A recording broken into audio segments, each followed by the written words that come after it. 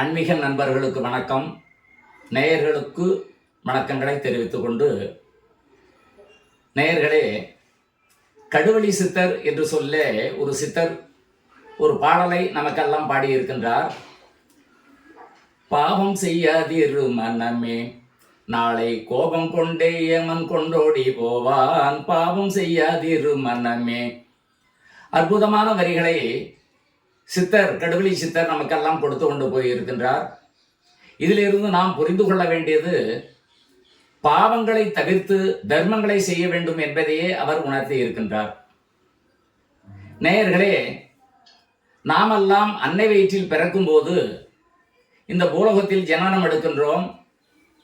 நமக்கு தெரியாமலேயே இறைவன் பொல்லாதவன், அவனின்றி அணுவும் அசையாது.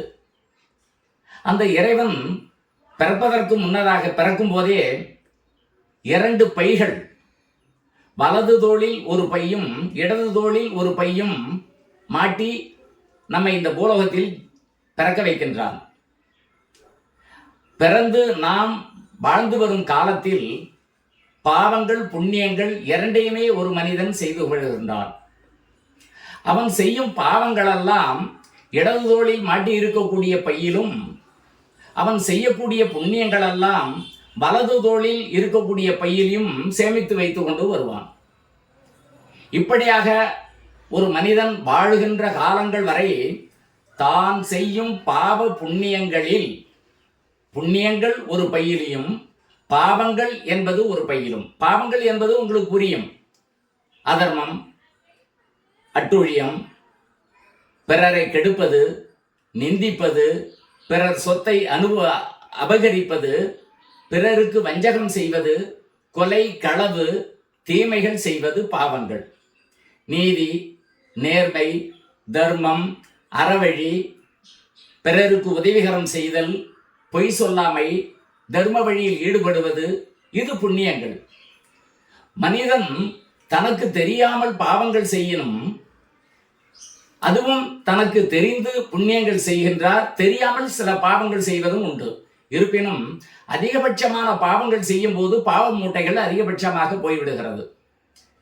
தான் வாழ்ந்து முடியக்கூடிய காலத்தில், தன்னுடைய வாழ்க்கை பயணம் முடியும் காலத்தில், அந்த மனிதன் இந்த 2 பையையும் கழட்டி தன்னுடைய மகன் இல்லை பேரப்பிள்ளை கையில் கொடுத்து விட்டு செல்லுகின்றான். இது நமக்கு தெரியாது. இப்போ உதாரணத்துக்கு, பேங்க்ல ஒரு 10,000 ரூபாய் ஒரு மனிதன் சேமித்து வைத்திருக்கின்றாரே, ஆனால் அவன் இறப்பு காலத்திற்கு பின் அந்த பணம் தன்னுடைய மகன் பேரப்பிள்ளைக்கு சென்று விடுகிறது. அதே 10 லட்சம் கடன் வாங்கி இருந்தால் அதே மகன் பேரப்பிள்ளைக்கு சென்று விடுகிறது. இரண்டுமே இவர் என்ன செய்து வைத்திருக்கின்றாரோ அதை அந்த மகனும் பேரப்பிள்ளைகளும் அனுபவித்து ஆக வேண்டும்.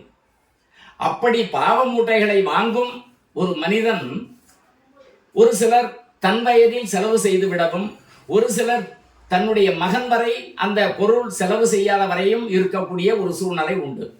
அதனால்தான் 3 தலைமுறை ஒரு மனிதன் வாழ்ந்தாலும் 3 தலைமுறை, கெட்டாலும் 3 தலைமுறை என்று சொல்லுவார்கள். அப்ப நாம் செய்யக்கூடிய பாவ புண்ணியங்கள் 3 தலைமுறைக்கு தன் சந்ததிகளுக்கு போய் சாரும். அதனால்தான் பாவ மூட்டை புண்ணிய மூட்டை என்பது நமக்கு தெரியாமலேயே நம் தோளில் இறைவன் தொங்கவிட்டு நம்மை இந்த பூலோகத்தில் படைத்து விடுகின்றார். அதனால்தான் அந்த சித்தர் பாடினார், பாவம் செய்யாதிரு மனமே, நாளை கோபம் கொண்டு யமன் கொண்டோடி போவான். அப்படி என்று சித்தர் அழகாக சொல்லியிருக்கின்றார்கள்.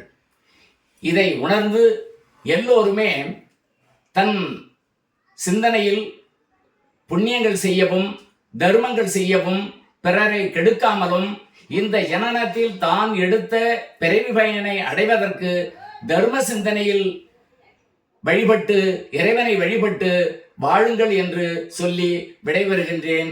வணக்கம் நேயர்களே.